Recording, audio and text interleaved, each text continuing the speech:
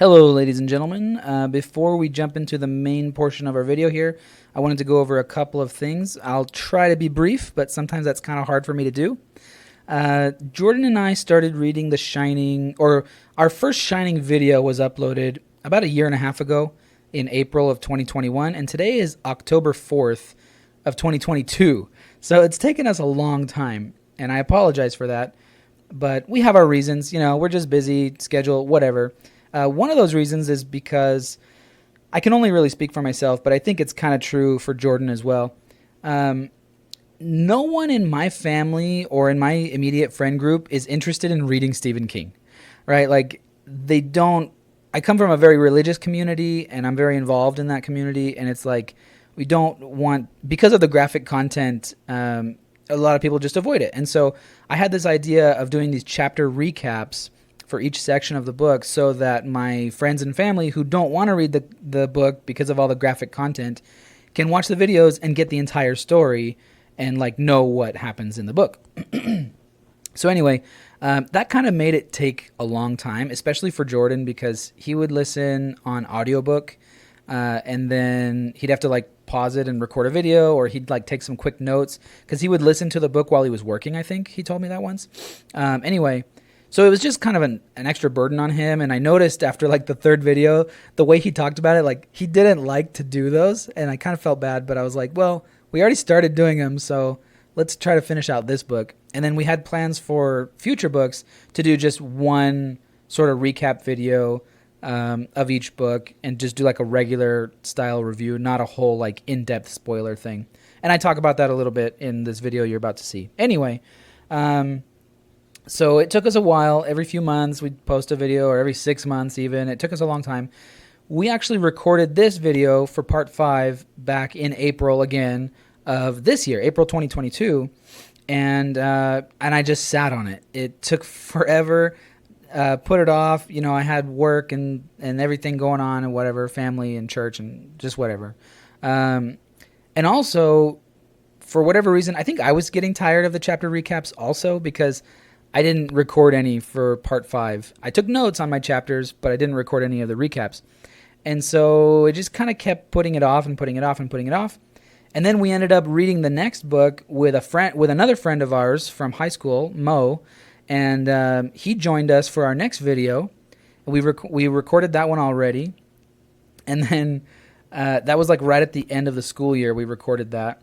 And then over the summer, I just have been sitting on these videos and haven't done anything with them. And then August 2nd, Jordan died. And so that's been pretty tough, to be honest. He was my best friend, and it's been a thing. It's been a big challenge. And Mo asked me, he's like, hey, can you edit that video where we all were together and send it to me, please? Because that was the last time he got to talk to Jordan. And so I already edited the other video, not this one, and I posted it to YouTube, uploaded it to YouTube, but I set it to private, so nobody's seen it yet except for me and Mo. Anyway, I'm going to make that one public after this one goes live. So anyway, what I'm trying to get to, I was just putting it off, and there was something very personal about recording those recaps, because Jordan and I would send them to each other on an app called Marco Polo. And doing those chapter recaps, it was I was sending those messages directly to Jordan, and doing them this time, I had to go back and check all my notes, and I had to reread Jordan's chapters so I could do his recaps for him. And it was just it was hard. And part of me just didn't want to do it, but I finally got around to it. I hope you enjoy the video. So there's going to be this one, and then one more, and then we'll see what happens with the Stephen King Read-a-thon. I have some ideas, but I'll talk about them in a different video, because this one's already really long. And I just I don't feel like this is the place, really. There's people watching this that I don't know, but I do want everyone to know that I miss Jordan a lot, and he was my best friend, and I love that guy. And I hope that you can see in the videos just what a great person he was. Rewatching these videos, editing them, I realize what a terrible conversationalist I am. I just talk way too much, and I interrupt Jordan all the time, and it bugs me so much now looking back. Um, but also, I talked about this with his family quite a bit. Jordan was so good at making you open up. Like in my daily life, I don't actually talk all that much. I'm sort of quieter. My wife will tell you something different, but that's because I open up with her too. But like in my day to day, I don't talk all that much. But with Jordan, I would just like ramble and go and go and go and talk and talk and talk, and he would just let me, and he would always like. There's a few times in the videos in our discussions when I would try to like get him to contribute more, and he would just be kind of quiet, and then I was being an idiot and focusing more on making a good video instead of focusing on having a good conversation with my friend. So I would just start talking to fill the space and whatever. It is what it is. I'm just really happy that I got this chance to do these videos with him. We were really good friends in high school. We kind of lost contact for a while. You know, I moved away. He moved away. We had our families. We did our things. And over the last 2 years or so, we've really reconnected a lot. And I'm just really thankful for that. And again, I've already been talking for like 6 minutes. I'm sorry. I'll go ahead and cut this off. But again, I hope that you can see what a special person Jordan was. And I hope you enjoy this video. Wait, should we record? We forgot to introduce like our chapter recaps or whatever. I sent you like a few chapters. I still need to do my other ones. Should we do like a quick little thing where we say, hey, here's our recaps for the chapters or whatever? Shoot, I'm going to have to read all the chapters because I don't know if I've done all. Read them all. I'm going to have to reread some of them. I thought you took notes. Well, I did, but I don't know where I put those notes.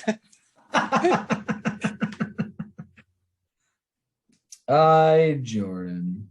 Yeah. We got to do our chapter recaps for this one because we've done it for all the other chapters. I agree. All right. In this book.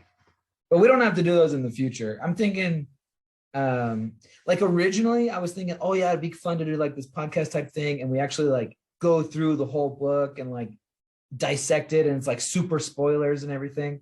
But I don't know. The more we do it, it's like, we just don't have time for that. Like, let's just read the book and do a review for it. And like talk about it, and that'll kind of be it. Yeah. We can do anything else that you want to do. Let me know. And no, I think that's a good idea to go do. A good compromise because we just don't have the time. Yeah, just hard to schedule these. It is. Remember when we did Carrie and we were like a video a week and we did it for like a month? Yeah, we did it. We read. I know, we did do it. Carrie was like 300 pages. We read it in 2 weeks.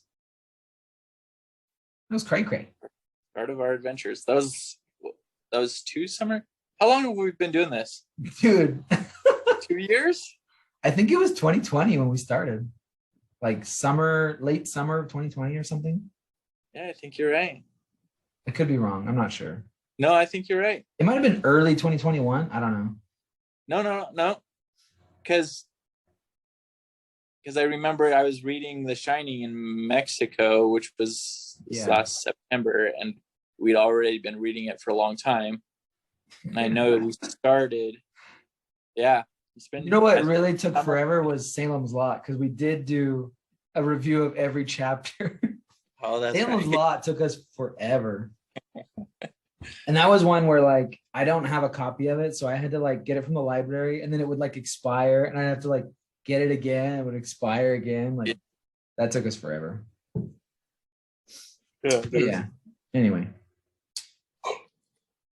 So. Oh yeah. Here's our videos. Here's our recaps. Watch them and love them. We are so dumb. I love you. But that's why we have so many fans, because people just love that sort of stuff. Of course, obviously. So Dick Halloran is in Florida. He's kind of loving his life, but he's starting to think about his own death. Not really in a morbid way, but he's in his 60s, and he just feels like he needs to get his affairs in order. So he sees an attorney. It's a really simple process because he doesn't have much, and he's just going to leave everything to his sister. He's able to get his will finalized that same day.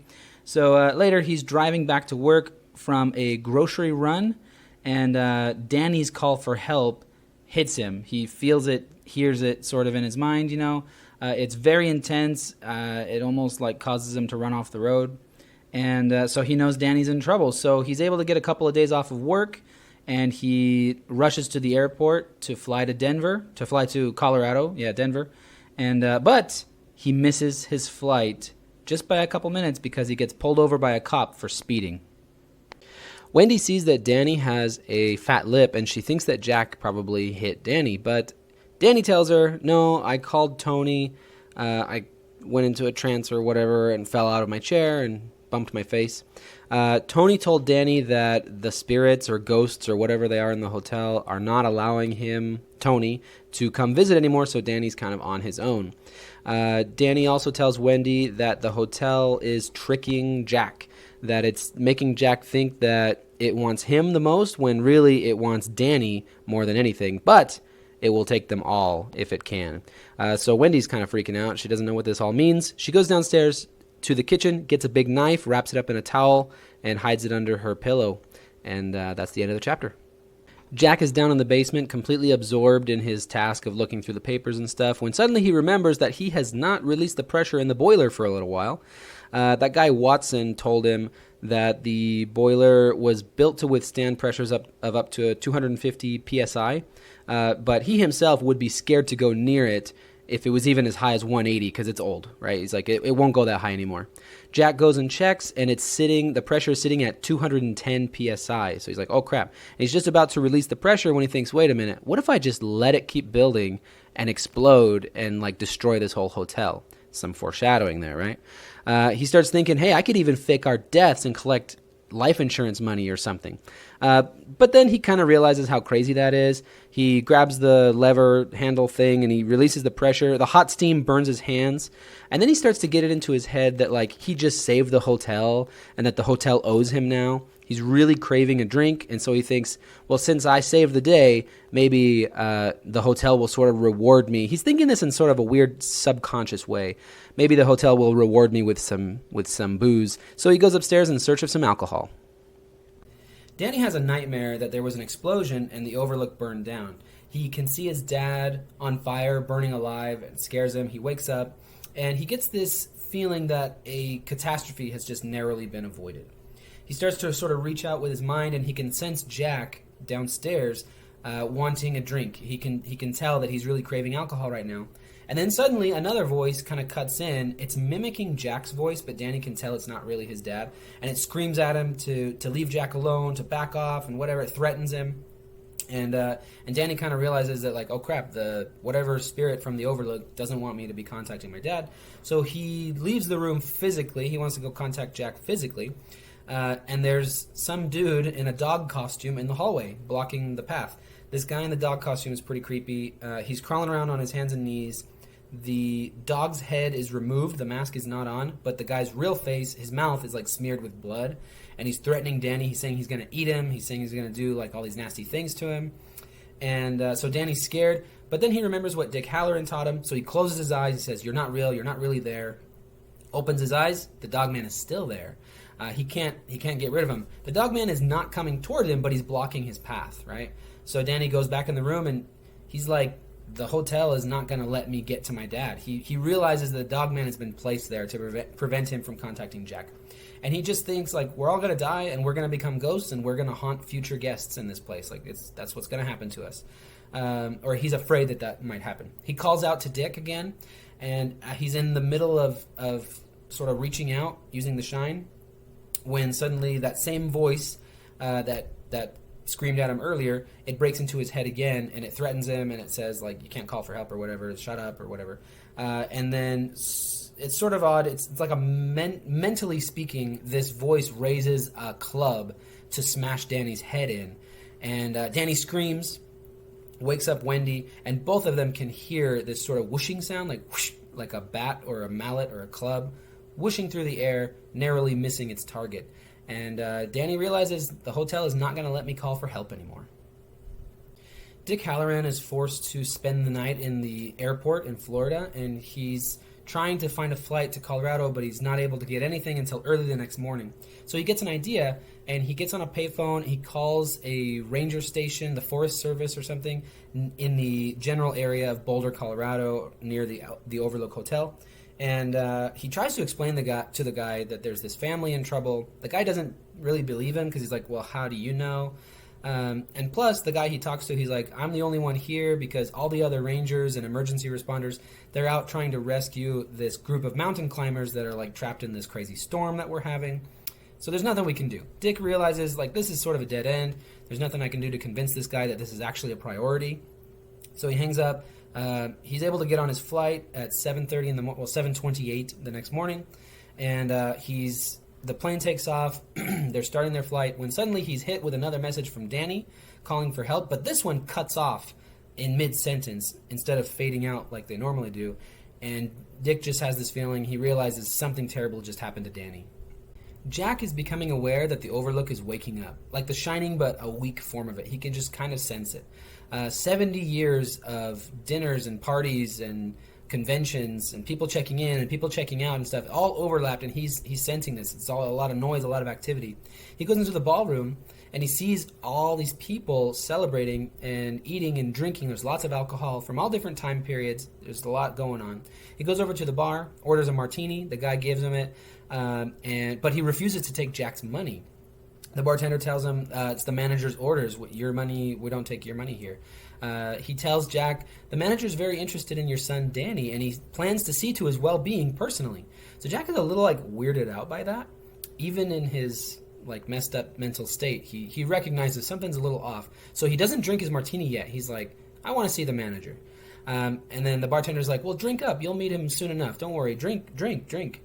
But he's holding off. He's like, I don't know about this. And then he kind of realizes that everyone in the room is quiet, and he looks around and everyone's watching him. The bartender tells him, or no, he insists. He's like, I need to see the manager now. The bartender's like, you need to drink first. And everybody else in the room is like, drink. So he does. He downs his drink. He has a couple more. Everybody returns to their merry business. Everybody's partying and stuff, and everything's normal, so he kind of feels good again. And then when he tries to think of Danny, Danny's face is sort of blurry in Jack's mind, and he can't really remember what he was so worried about. And he thinks vaguely, I hurt Danny once, but I would never do that again. Not for the world. So Jack is still having this very realistic hallucination. He sees all these people partying, and he joins with them. He's dancing with a beautiful woman, and he's drinking, and he's having fun, and he sees a lot of different people and a lot of different crazy stuff. But really the main point of this chapter is that he sees Grady. Grady was the caretaker before Jack, and he went crazy, killed his wife, killed his 2 daughters, and killed himself. So Jack talks to this guy, and the guy is telling him that Danny has been misbehaving, that Danny needs to be reprimanded, he needs to be punished. And at first Jack is hesitant about it. He's like, don't worry, I'll take care of it. And Grady is becoming more and more insistent. And throughout the conversation, Jack is more and more convinced that he's going to need to kill Danny and Wendy for taking Danny's side. And it's hard to explain, but it makes sense in Jack's head because he's going nuts. And he's kind of convinced himself that this is what I have to do in order to be a good father. But also he's convinced in this sort of subtle way, it's kind of implied, or he kind of just thinks it.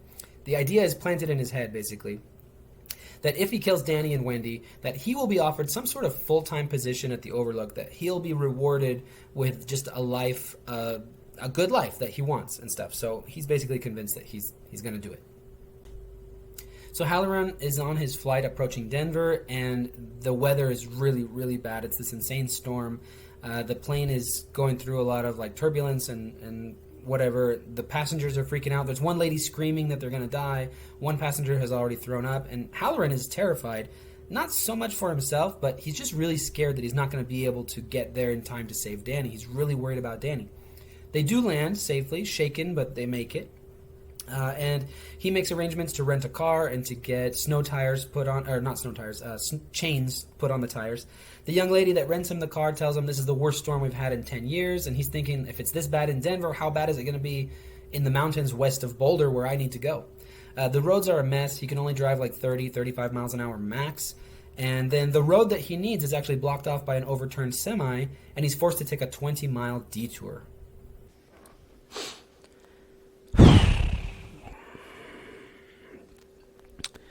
This microphone that I'm using, when you plug it in, it cuts off the speakers, so you can't hear anything when it's plugged in. So if you want to do a sound check and make sure that it's working, you have to unplug it and play back the video you just recorded. I just realized that I recorded 5 chapter recaps with the microphone unplugged, and I really don't want to go back and do them again. So I don't know if I will or not. They're not bad, they're just quieter. I don't know, whatever. This is chapter 46. Wendy has basically come to accept the fact that Jack has lost his mind, but at the same time, she kind of recognizes that there's probably something else going on that's a little bit bigger than Jack, because when her and Danny heard Jack earlier, like talking and stumbling around downstairs, they also heard other things going on, like the elevator was running, and it sounded like people and music and things. So anyway, she grabs her big knife and she sneaks down to the kitchen to get some food for her and Danny. She's really, really scared. It's like a very tense moment because she's afraid that Jack could be anywhere. He might jump out or whatever. So she's got this knife in her hand. She gets down to the kitchen safely. I think she makes a sandwich. She gets some food. And she's on her way back up, sneaking. And then it kind of hits her. She realizes, like, we still have months to go in this place. I can't be sneaking down to the kitchen every day with a knife in my pocket, right? So she actually decides to go looking for Jack, and she finds him passed out behind the bar in the ballroom. She finds him asleep. And he stinks like alcohol, which is really confusing to her. She's like, what's going on? And then he wakes up, immediately starts verbally abusing her, and then grabs her throat and starts strangling her. And then, he's straight up going to kill her right now. But then Danny comes in, distracts him. It's like this whole struggle. It's really intense. Wendy is able to hit Jack over the head with an empty wine bottle and knocks him out. So he's collapsed on the floor. Wendy's thinking, and she realizes, well, we can maybe lock him in the pantry because there's food in there. He can survive on that, and he'll be fine for as long as we need him to be. And then when the spring comes around, we can get out of here and get away from this place that's making him so crazy. So she has Danny help her drag him down to the pantry. And this whole chapter is really intense because right as they're getting to the pantry, Jack starts to wake up, and the door to the pantry is locked. And it's this really intense moment where they're like, can they get him in the pantry before he fully wakes up? And they're just barely able to do it. They get him in there, they lock him inside, and let's just say that he is not very happy about that. Wendy and Danny are in their room, and they're listening to the sounds of Jack pounding on the door and screaming to be let out of the pantry. They had thought that they wouldn't be able to hear him from their room, that they were going to be able to be there in peace, but the sound is carried up through the dumbwaiter, and they can definitely hear that he's really pissed. It goes on for an hour and a half, and then suddenly the noise stops, which is almost more disconcerting than all the ruckus that he was making. So they're really starting to get worried, and then they start to hear a metallic grating sound, and it's the elevator running.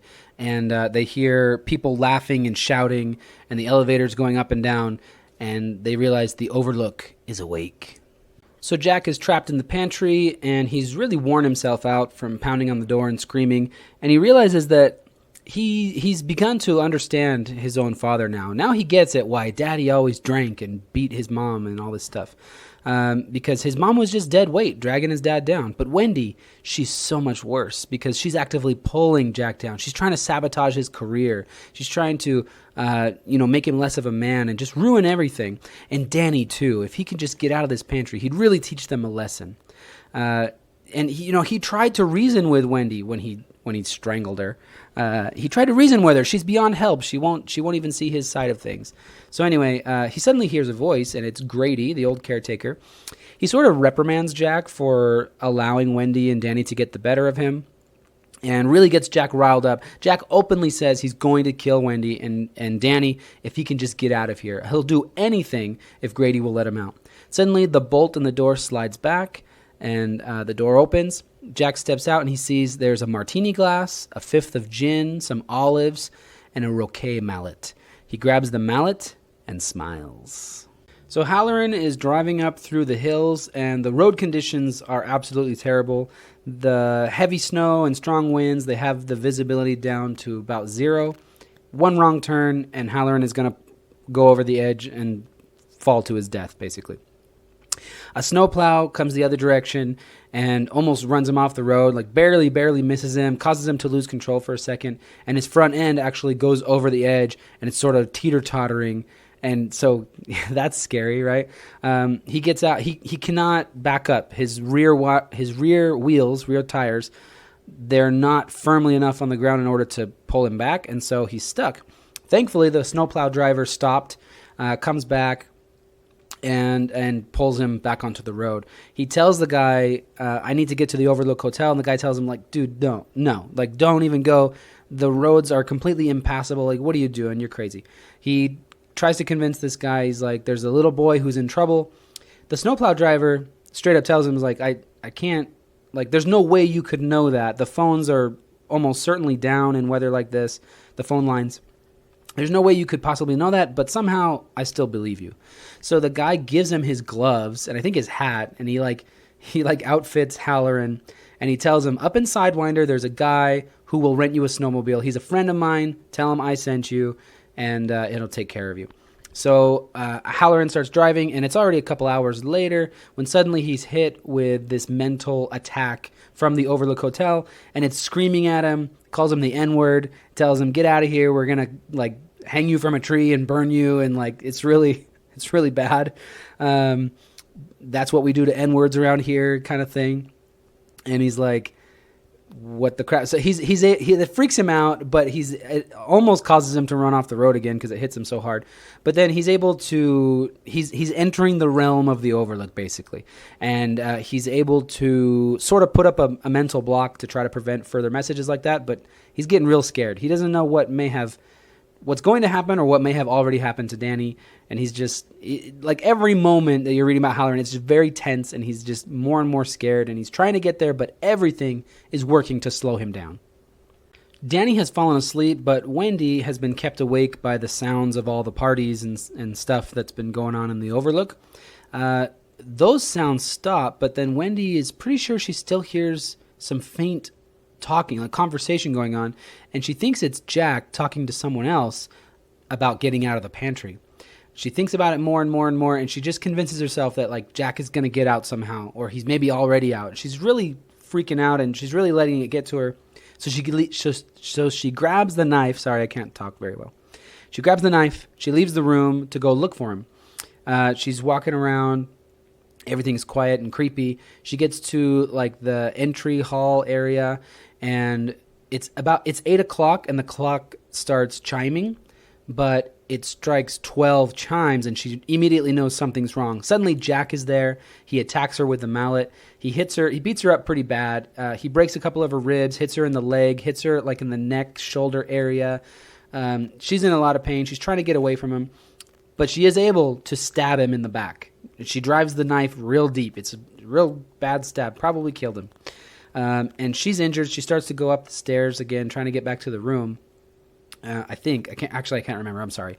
If she's trying to get back to the room or get somewhere else or just get away from him. She's climbing up the stairs slowly because she's injured when suddenly Jack, he's been laying on the ground in a pool of blood. He starts talking and getting up, and he starts following her up the stairs when the chapter ends. Halloran rents a snowmobile from a guy named Larry Durkin. He was the friend of the snowplow driver. And actually, I made a mistake. The snowplow driver did not give him a hat. This guy, Larry Durkin, trades coats with him and gives him a ski mask because he's moving on to a snowmobile. He's going to be in the wind and everything. So Halloran takes off, and he's constantly plagued by this thought that he's going too fast to be safe, but he's going too slow to get there in time. And he's really scared that he's going to crash, but he's also scared that he can't slow down. Eventually, he does see the Overlook in the distance, and he's getting close. He comes around a bend, and there's something in the road. It's the hedge lion, and it's there standing sentry blocking the way. He tries to go around it, and it attacks him, knocks him off the snowmobile, starts batting him around like a cat playing with a mouse. Halloran keeps saying, "You're not there, you're not there." He's trying to make it go away, and it won't go away. It keeps attacking him. Halloran tries to fight back. He tries to get back to the snowmobile, but the lion knocks him onto his back. It jumps on top of him, and it's clawing, attacking him, and that's where the chapter ends. Wendy flees into their sleeping quarters, trying to get away from Jack. She locks the door, and she turns around, and she realizes Danny's not there. She thinks he's probably hiding. She looks under the bed. She looks around the place, in the closet, in the bathroom, everywhere. She can't find Danny. Oh, crap. But then by this time, Jack is already there, and he's bashing down the door with this mallet. So he breaks in. Wendy runs into the bathroom to hide. Jack starts tearing apart the room. He's like smashing everything in sight. He breaks the window. Through the broken window, Wendy can hear the whine of a motor, an engine in the distance. It's like, Anyway, Jack comes to the bathroom. Wendy's looking around for things she can use to defend herself. She finds some razor blades. Jack starts bashing down the bathroom door. He breaks a hole. He tries reaching in, but Wendy cuts him with the razor blades. Jack thinks that Danny's in the bathroom, by the way. This happens a couple of times where he reaches in and she slashes him with a razor blade. Finally, he gives up and he leaves. Wendy waits a little bit. She thinks he's just like in the room waiting for her. But eventually she comes out. He's not there. Jack's gone. And she's like worried about Danny. I got to go find Danny and save Danny. But she's so exhausted and everything that's been happening. She's injured. She collapses in exhaustion on the bed. Halloran is finally able to get back to the snowmobile. The lion is still attacking him. He gets the gas can, he gets the lid off, and he splashes the lion with gas. He gets the gas everywhere, all over his own hand and arm, but he gets quite a bit of gas on the hedge lion as well. Then he starts digging in his pocket for the Zippo lighter. Keep in mind, this whole time the lion is attacking him, so it's like this takes a little bit of time. And anyway, he gets his Zippo out, he lights it. It lights his whole arm on fire, and when the lion gets close, he just shoves his arm into the lion's side, scratches his hand and stuff. He's burning his hand. The lion catches on fire really quickly, and it burns up really fast.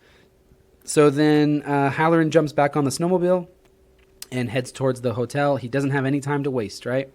As he gets closer, he sees all the rest of the hedge animals are sort of clustered around the door, blocking the way in and the way out. He revs the engine, starts charging towards the hotel, and that's when Jack, inside the room, trying to get into the bathroom with Wendy, he hears the engine, and he realizes it must be Halloran coming back to save him. I don't know how he knows that, if the voice of the hotel or something tells him that. I don't know. So he decides, I'm going to kill this Halloran guy first. I'm going to take care of him first, and then I'll come back, finish off the kid and the wife. So that's why he left. Anyway, Halloran comes charging towards the hotel. The hedge animals kind of scatter, and he's able to jump off and run for the door. Something scratches his shoulder, but he makes it inside. He sees blood all over in the lobby and up the stairs, and he's like, oh, crap. He starts climbing the stairs, going towards the caretaker's sleeping quarters, and he turns toward the caretaker's room, but Jack was hiding in the elevator at the end of the hallway. So Jack comes up behind him with the roquet mallet, smashes him on the head, smashes him in the face, breaks his jaw, messes him up really bad. And then Jack decides, you know what, Wendy can wait. I need to go take care of that Danny kid. He's probably hiding on the third floor. So he goes upstairs. He's thinking to himself, this is Jack's like insane rationalization. He's thinking if Danny's left alone, he might scribble on the expensive silk wallpaper. He might, he might break something or whatever.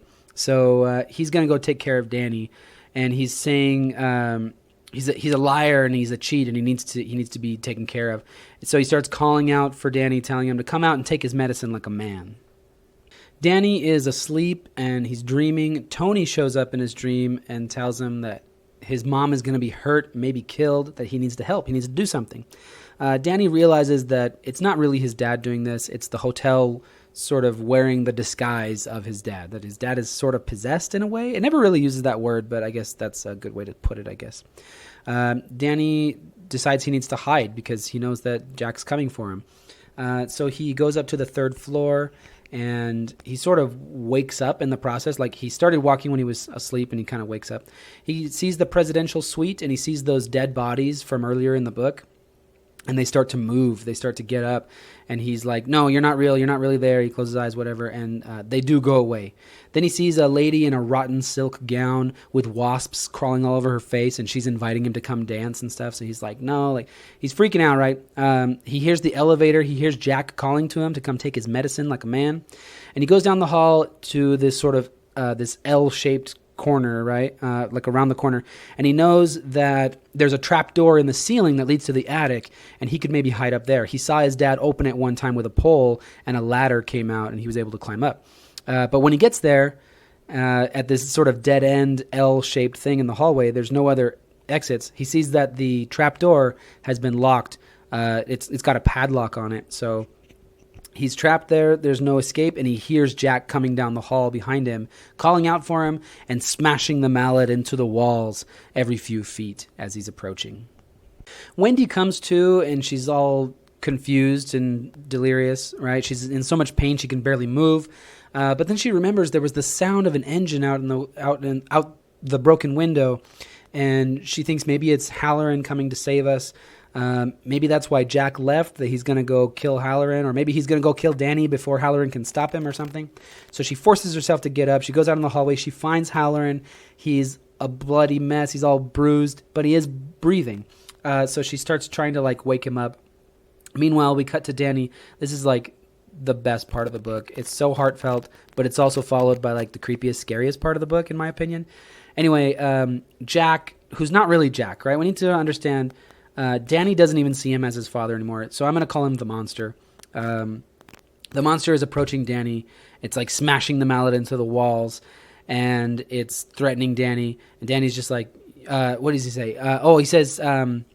the monster is telling him, I'm going to do my fatherly duty, that the hotel needs me and all this stuff. It wants me. It doesn't want you. I'm going to do my fatherly duty. And Danny tells him, you're not my daddy. And this kind of takes the monster aback. And he's like, yes, I am. I'm don't talk to your father that way. You're just going to make your punishment worse. And then Danny tells him, the hotel lies. They make promises.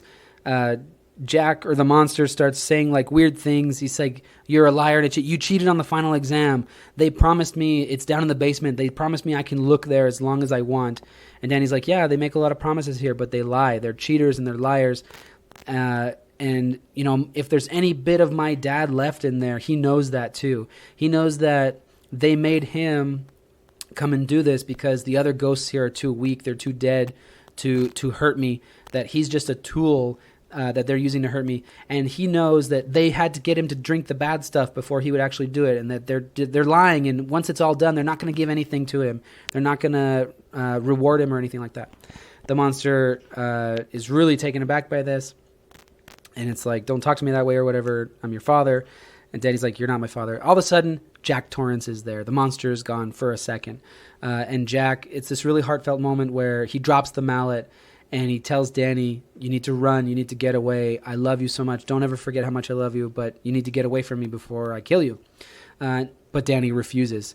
He knows that he can't run. He knows that he's trapped here, that his parents are not going to be able to save him. And so he refuses to run. So then the monster, this is the most terrifying moment to me, grabs the mallet and starts smashing his own face, destroying the image of Jack Torrance, right? His head is just a bloody pulp, and he's masks off then, and just destroys his own body so that Jack can't come back. And he's about to kill Danny, but then Danny remembers, hey, the boiler, it's about to explode probably. So he tells the monster, and the monster's like, oh crap, the boiler, which I think is, in a weird way, it's kind of funny, because the monster rushes off to dump the pressure out of the boiler so the hotel won't blow up. But he's right there. Why would you not just kill the kid first and then go dump the boiler? But I guess he thinks it's super urgent. There's not a second to spare. It could blow up at any moment. So yeah, the monster runs off. Danny is safe for a second. And he can feel through the shining that his mom and Dick Halloran are downstairs in the hallway and that they are alive.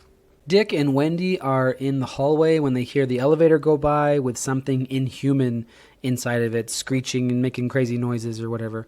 Danny comes down the stairs and tells him, this place is about to blow up. The boiler is going to explode. We got to get out. There's no time. So Dick, even though he's injured, he picks up Wendy, and she screams in pain because she's injured too, and they start running for the lobby. Meanwhile, the monster that was Jack Torrance is heading down to the basement. It gets there, and it sees that the pressure gauge on the boiler is at the far end of the dial, and he grabs the wheel to twist it and release the pressure. It sears the flesh off of his hands, but the monster doesn't care. He's got a knife in his back. His head is a bloody mess, and he doesn't care about burning the skin off of Jack Torrance's hands. He starts to release the pressure. The steam starts coming out, and the monster starts laughing and gleefully exclaiming that, I won, I did it, whatever. And then the thing explodes. We cut to Dick and Wendy and Danny. They're running. They burst through the front doors of the lobby, and they see outside that the hedge animals are blocking the way between them and the snowmobile. When suddenly the hotel blows up behind them, they're thrown forward. The whole place is destroyed. The hedge animals, I don't know, they either scatter or they're burned up. And then the thing that was Jack Torrance screams and fades into nothing. Dick and Danny are able to get Wendy onto the snowmobile, but they're not dressed for winter travel. And they decide to go around to the equipment shed and to get some blankets or whatever supplies they can find. And as they're driving around, they can see into the lobby. They can see the whole place burning. As they come around the corner, the blinds and the shutters on the presidential suite window have burned away, and the window is shattered. And Dick sees a large black thing like come out of like a cloud, like a swarm, comes out, holds together for a second, but then the wind kind of blows it away into a million pieces. Says it reminds him of a swarm of wasps that he saw once when he was a kid. They get to the equipment shed, and Halloran goes inside, finds some horse blankets, and then he sees the set of roquet mallets, and he sees that one is missing. He starts thinking about roquet, how it's such a nice summery type of game, and that it's like this pleasant thing. And then Danny calls to him. He's like, hurry up, we need to go, and stuff. And he thinks about how annoying Danny's voice is, and how Wendy's so hurt, and it's Danny's fault. And Danny left his dad to die in the hotel. That's patricide. And, it would be putting Wendy out of her misery if he just, and he grabs the mallet and he starts heading towards the door. And then all of a sudden he kind of shakes himself out. He's like, was I really thinking about killing them? What the heck? And he throws the mallet and he gets out. And there's a voice in his head telling him, kill them both. But he's like, no. And he gets out of the shed. That's a crazy moment in the book. You think for a second, you're like, oh my gosh, are they going to die after all? Anyway, they get back on the snowmobile. They start going. They're still like 20 miles from Sidewinder, and Dick is thinking like, Wendy might not make it. She's getting weaker, and we're freezing. But then suddenly they see lights, and it's the Rangers, the rescuer people, the emergency rescuers, and they've arrived with extra clothes, brandy, and a doctor. So now we cut to the next summer, and Dick is working in some sort of lakeside resort in western Maine, and he was able to arrange for Danny and Wendy to stay in one of the cabins there. So they're all kind of together for a little bit. He talks to Wendy a little bit. She says she's arranged to get a job working for Jack's old friend Al Shockley. And then he goes and sits with Danny at the end of the dock. They have their shoes off with their feet in the water, and they just talk for a little bit. Dick gives Danny some good advice, and they agree to meet up again next summer. Then Danny catches a fish, and that's the end of the book. I was just reading over my notes from part 5. There's some crazy stuff that happens. I don't know if you recall. That's cheating, dude. You can't just read your notes. I don't know what to talk about. So what is this called again? I forgot what this is called. What are we doing? The Shining. Oh no, I meant the. You don't have your flashlight? I was hoping you had your flashlight. I don't have it. I'm sorry. I could go. You know what? No, of course I do. The Shining. Yeah. On my phone. Yeah, The Shining, which is part of the great Stephen King Read-a-thon. That's right. Welcome back. Welcome to The Shining. The Shining. Yeah, dude. Yeah, such a good book. Guys, don't judge us, okay? Jordan and I, we have families, we have children, we have jobs, okay? We have a life outside of you. Mm-hmm. Even if we wish we didn't. Just do everything for our fans all the time, okay? Back off. All right? Jordan has confided in me a few times. He's like, I wish I didn't have to deal with my dang family and my dang job. I wish I could just read Stephen King and talk to me. Yeah. Multiple times. Jordan wants to go back to the days when we were roommates and like we would just spend all our time together, listen to music and snuggle and watch movies. But now we have dang families and dang jobs. And dang like 900 miles between us, or 12, like 1,000. I don't know. He lives in Utah. I live in Texas. A long distance between us. Yeah. But anyway, we digress as normal. Right. Part 5. Well, that's part of it. Yeah. That's part of the experience. That's part of what you get. Part 5. Yeah. 5 was twice as long as the other parts. A lot. This is where it all comes together here. Yeah. Part 5 is the last It's close to like 200 pages, isn't it? Yeah, it's just about 200 pages. Okay. The climax, the resolution, all the stuff, most of the action. There was a lot of actually pretty cool action in the end. I liked it a lot. Yeah. The I was mentioning to you earlier before we recorded that like the whole story, I just really like The Shining because there's so much in it that doesn't feel important, but it's still intriguing and interesting. There's like a lot of background information, like all the stuff about the school where Jack used to work, and like just background information about like Wendy's parents and how she doesn't get along with her mom, and like all these little things.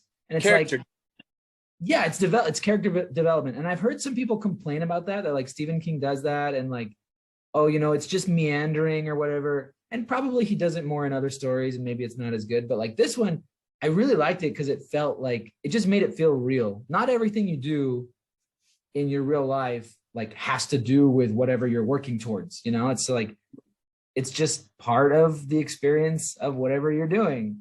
And I don't know if I'm explaining that very well, but I really liked it. Yeah, exactly. I think you're explaining exactly how it's supposed to be. That like every little thing, even like what you were just saying, even if it doesn't have to do with the story, it's still part of your life. And so in order to develop the characters, anything, any little subject that that they've gone through kind of helps you understand their life. And so, some writers, I agree. Yeah, some writers obviously do it better than others. I think Stephen King's really good at it because nothing that he writes is really like boring. I never found myself being like, why is he telling us this? Like, can we get back to the main story? It was all like, oh, okay. Like it's all well written, Right. Good stuff. Yeah. So we're going to be covering lots of spoilers in this part of our discussion.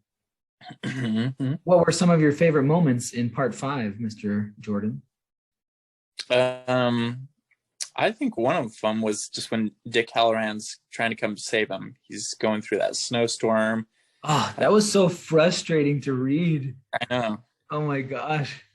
And like, because I live in Utah, well, and I'm sure you've experienced the same thing, but like driving in snow, I don't know. Actually, I don't know if I've ever told you, one of my like scariest experiences ever in my life was a snowstorm. Oh, for real? Have I told you that story? No, I don't think so.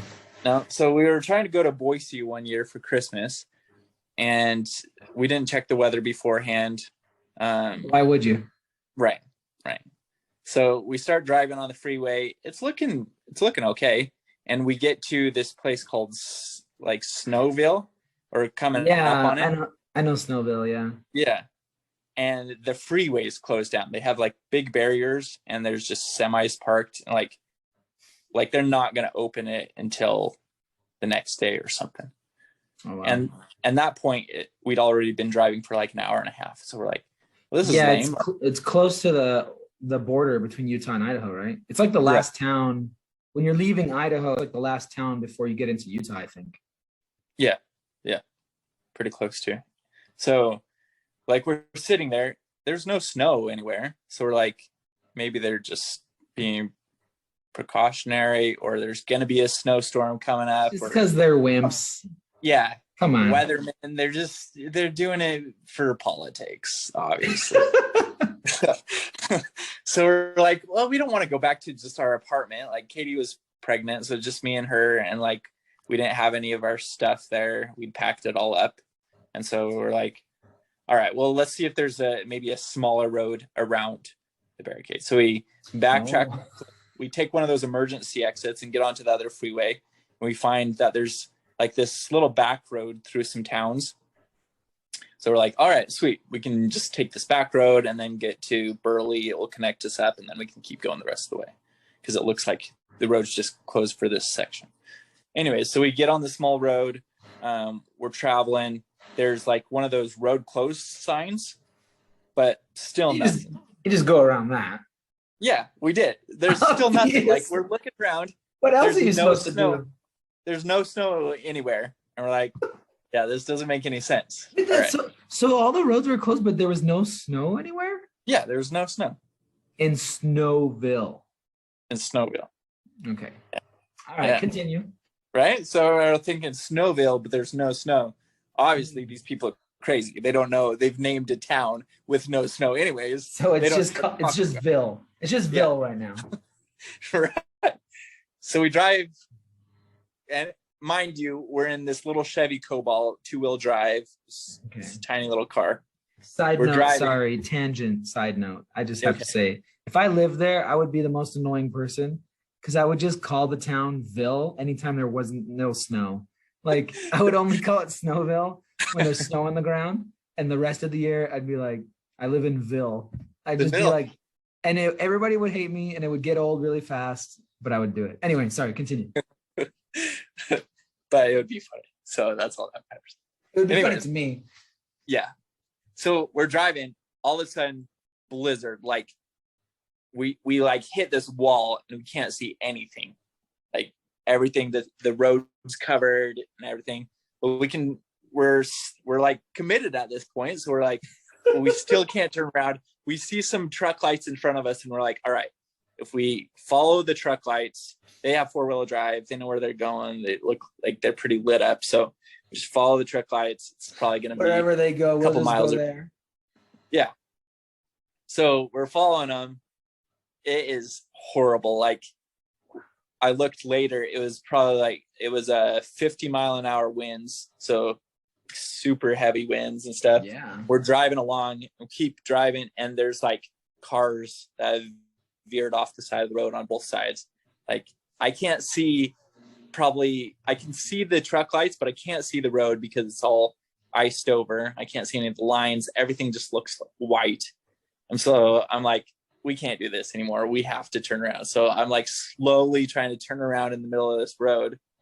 Like I get out of my car because this guy came, knocked on our window because he'd slid off the road. He's like, hey man, like, is there any way you can help us out? Try to pull us out or something. I'm like, in my I'm in.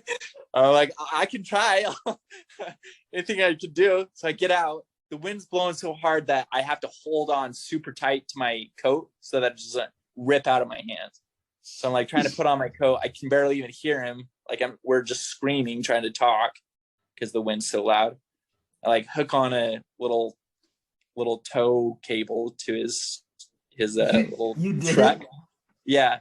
I had a part of the frame that had like a little loop in it.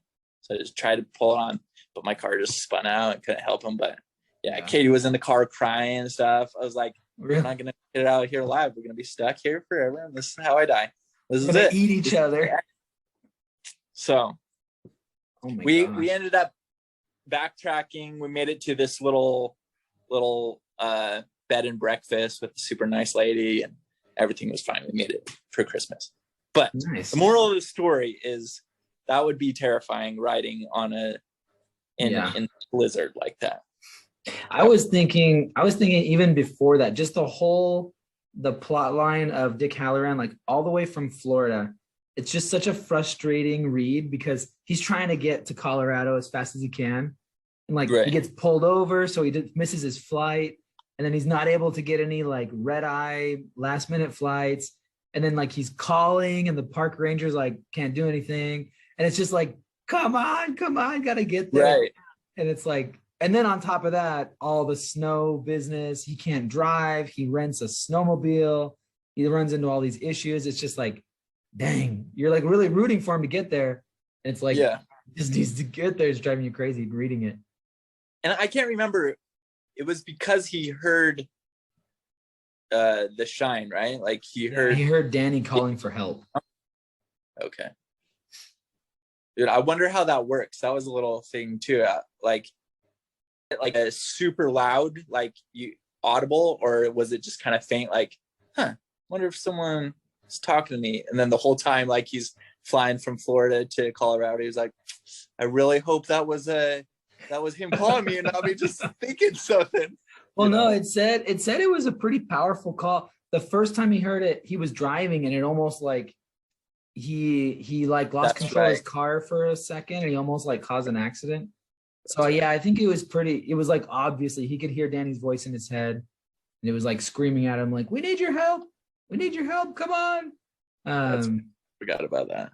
But you know what crossed my mind is like, if Danny was yelling to him, were there any other people in between that had the shine that heard Danny also? Like, was Danny able to like direct it just to Dick, or were other people like intercepting that as well? I don't know. I would be interested in knowing that. And there's a lot of people of Stephen King's books in Maine, and that's pretty close to, just up the coast a little bit. Up the coast, it sort of veers out the other way. Yeah. I don't know. Like, and throughout the story, we kind of learn more and more people have the shine, but a lot of people just don't really realize it.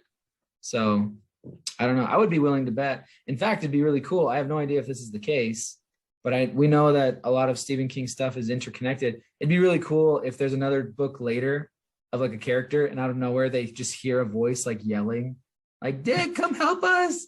And then it's like, it just moves on, and like, it's like, it has nothing to do with the story. I'd be like, whoa, that's connected to the shine. It's happening right at that moment. That would be sweet, dude. If I were an author, I would do something dumb like that. And then That'd like, be so cool. People who read that book, but they don't know what the shining is, they're like, what the crap was that? I don't know. Well, it just connect into like, they had this weird experience. So they just, like you were saying, the character development, you just play it into that. Some of my favorite moments were pretty sinister. It was when Jack was the most like, what do you call it? Like the most far gone. Probably my favorite moment is when he's about to like kill Danny. And Danny, and we've mentioned this before, how Stephen King has this way of writing kid characters who are really mature beyond their years. Right. And Danny tells him, I know you're not my dad. I know you're the hotel. Like, and I think if I remember right, Danny sort of tells him like, it's okay. I understand. Like, and then there's a moment where like, for a second, Jack actually comes back to himself, and he's like about to smash in Danny's brains. And he just tells Danny, he's like, run before I kill you. And then it's just like, I was like, in that moment, I was like, oh my gosh, like that's insane. And then the monster ghost, whatever it is, like takes him over again, even harder. And like, that's the last we see of actual Jack Torrance. That to me was like so impactful. Like he had that last little moment with his son, and he couldn't stop himself, but he just warned him and told him to run. It was crazy. Right. That whole scene was super. The hero and the villain in the same person. Huh? The hero and the villain in the same person. It's kind of tricky. It was insane. That whole moment, that whole scene was really intense because Danny was trying to get away from him, and he ran down a hall looking for. There was like a trap door in the ceiling, and he thought he was going to be able to get in there and hide. And then he gets around the corner, and he looks, and it's locked. That Jack put a padlock on it, so Danny wouldn't go up there. And then so he's stuck at the end of this hallway, and he hears Jack like coming down the hall, smashing the mallet into the walls like every few feet. Like, oh my gosh, what's he gonna do? He's just a little kid, like he can't get away. Right. That was really intense. Really intense. Yeah. That's a lot of just crazy scary. The whole thing, I love that we kind of got some more understanding of like what was actually happening to Jack. Because for a while it was weird. It was like he's having weird hallucinations. He's like hanging out in the basement constantly looking through these old records, and he's just kind of being weird. But then after a while, like in this section, we learned that like it's like the weird spirit, evil, malevolent spirit of the Overlook that's actually like taken over his body. And like now I forgot where I was going with that. But like I was happy that we got to see what it's actually happening to Jack, because then because Wendy, she stabs him, and you're like, oh well, that was easily resolved. But then he like gets up, and it doesn't seem like it even hurt him. And then later when he's all, that's what it was. He starts smashing his own face in to the point that like he doesn't even look human. Like he's so like his head is just a pulpy, bloody mess, but he's still alive and going because it's not even him. Like Jack's body is dead. Yeah. But the Overlook has taken it. Like that was freaking insane to me. Yeah. That's when it's like it goes downstairs to the boiler, and it's like he's just this broken, gross, bloody mess, but he's still walking around and trying to like do stuff. That was insane. Have you seen the movie at all yet? I've seen a bunch of scenes from the movie. Okay. Where I don't like to, I don't know. My wife and I, we're just really cheap. I don't want to spend money on movies. So like we have a Roku TV and I search, sometimes I'll search for movies. And if it's not free, then I'm just like, I'm not gonna pay attention. So I've seen like a bunch of clips on YouTube and stuff. And I know basically, I don't know, but I haven't seen the entire thing. No. Yeah. Well, I think it's like kind of a letdown. I think mostly because it was made back in the day, so they didn't have obviously money for good computer graphics and stuff. Yeah. So like the whole, like that whole scene, they weren't able to like make him all like monsterish, you know? Right. And then they take out all of the hedge animals. Those aren't in there at all. It's a hedge maze, which I think is cool, but at the same time, but it's not. Yeah, it's not. It's just not the same. Yeah. Especially because like they come alive, or Jack thinks that they came alive, so it keeps playing with you. You know. Yeah. Like in the earlier parts of the book. Yeah. Like they're walking around, and then when Dick Halloran comes, that lion is trying to chase him, and that was crazy because I think wasn't that like right at the end of a chapter where he's like. He sees the overlook and it's like, okay, Dick is finally going to get there, finally going to save the day. And then, there's the hedge lion in the way. Yeah. It's like, how's he going to get past this? Yeah, that was a great moment too. Yeah. I like that. This section, I think, is just kind of verified everything. Like all along, we're like, oh, wait, maybe is Jack just seeing things and that's not really real. But yeah, like all of this is the hotel. And all of these things are coming alive. And so, like, yeah, it's just showing everything that is the hotel that's making everybody do everything. Yeah, you were mentioning that earlier before we started recording because, it was like for a while you're not really sure. Is it all just Jack going crazy or is it actually something like affecting them? And there are a bunch of moments where, like, you know, Dick Halloran sees the hedge, he fights the hedge lion. Mm-hmm. Also, like Wendy and Danny, they hear like sounds of parties going on with like music from different decades and stuff. And so, there's some sort of weird, all these different time periods have sort of like all coalesced together. They've all like been smushed together in different layers kind of thing. And they're just like replaying, which the movie, I think the ending of the movie is really cool in that way with the picture on the wall where Jack is in the picture. You know what I'm talking about? Oh, yeah. I actually really like that ending. That's really cool because it shows that like he gets absorbed into the hotel and he just becomes part of that loop that's like replaying and he becomes like part of the haunting for whoever comes next kind of thing. Right. I actually really like that ending. I thought that was a clever ending. The ending of the book, very different. Also very satisfying. I like the ending of the book. At least what happened to the hotel. Oh, that it exploded because the boiler. Spoilers.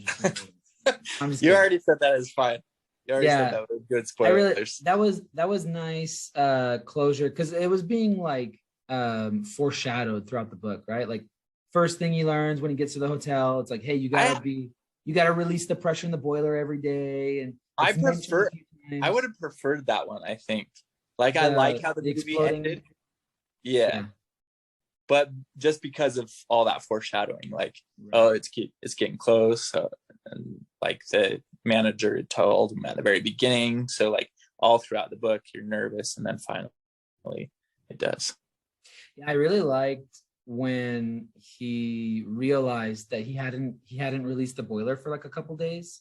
Mm-hmm. And then he goes and checks on it and the pressure's really high. And he starts to think like, maybe I could just let it let it explode and I'll fake my death and we'll run away and get insurance money and stuff. And then he's like, oh, that's crazy. And he releases the pressure.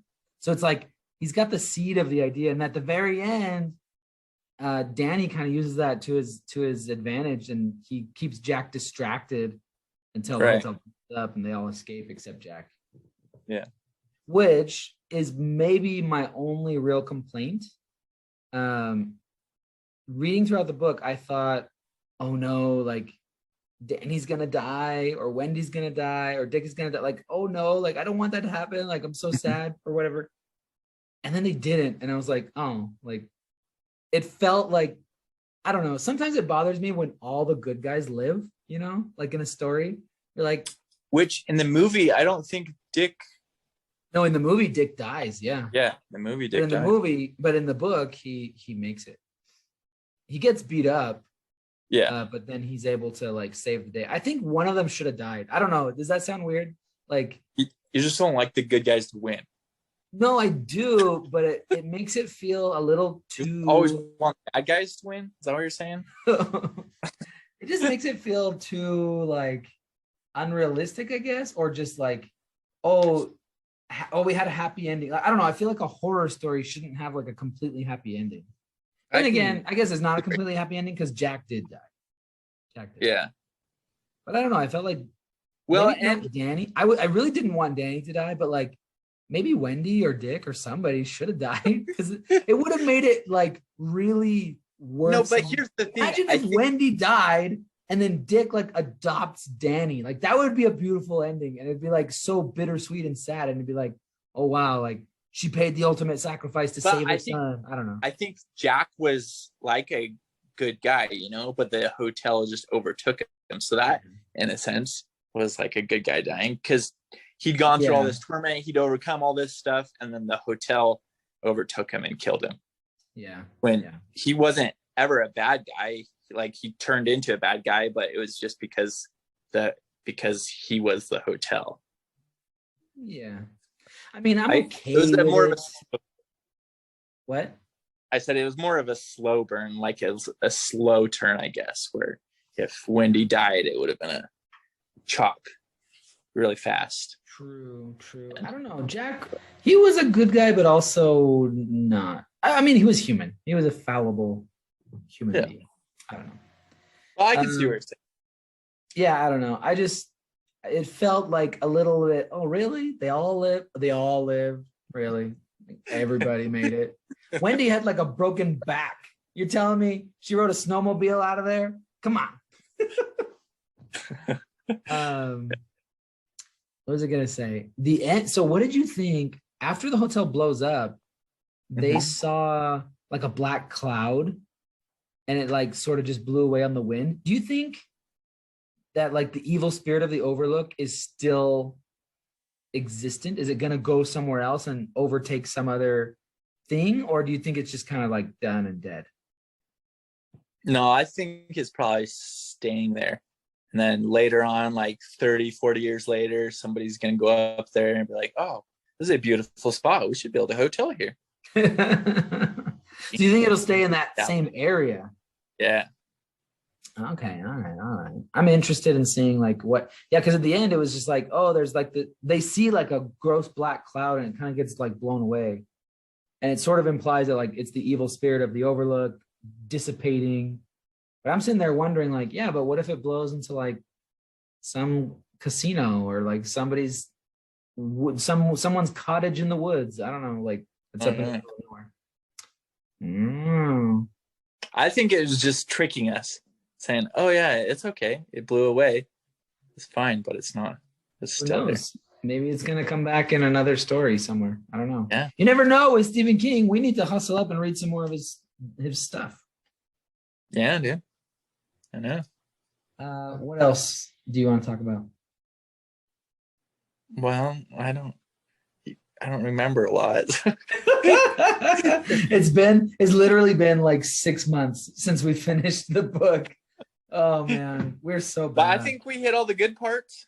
That was all Yeah. the good parts. Although I did remember one more, and I sound like very hyperbolic, right? Because I was saying, oh, it was so good when Jack was doing it. It was so good. It was so...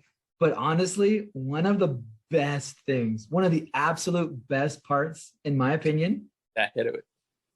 Dick comes, he saves the kid and the mom. They get out. He takes the snowmobile around to the shed to like get fuel and stuff. He walks into the Right. shed. Do you remember what happens?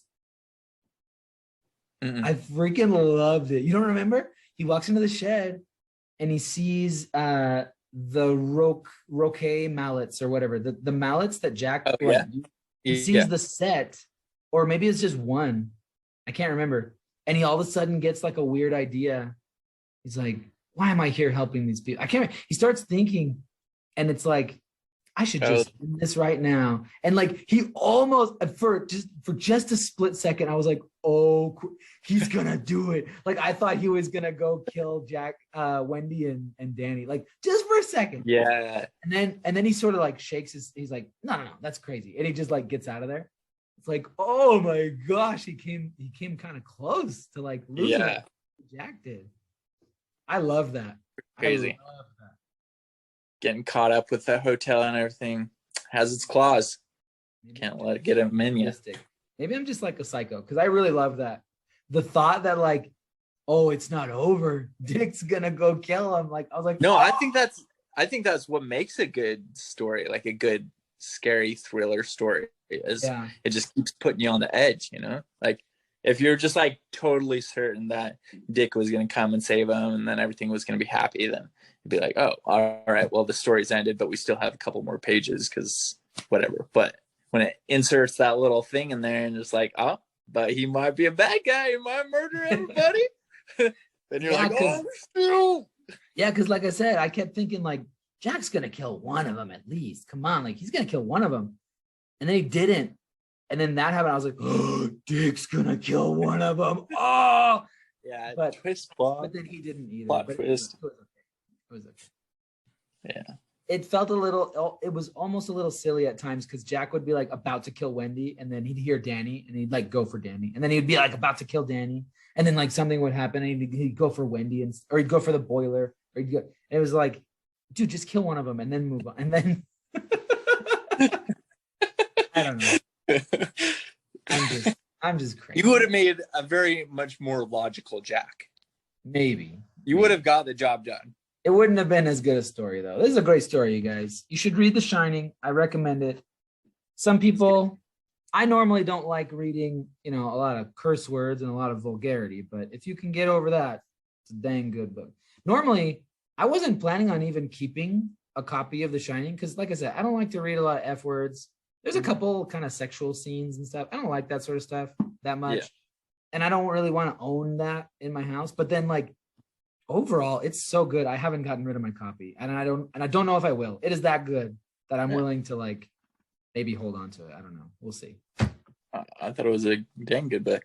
It is dang good. That's dang good. Well said. Dang, that's a good book. That's what I say. Yep. Dang. Read it. You read it, he's like, hey, son. Hey, son. You gotta read that book. Oh man. I don't know. Jordan and we're mature adults. Yeah. And for some reason, whenever we talk to each other, it's like we just revert to our high school mentality. Yeah. We just say dumb things, trying to get the other one to laugh. At least I do. Yeah, that's my goal.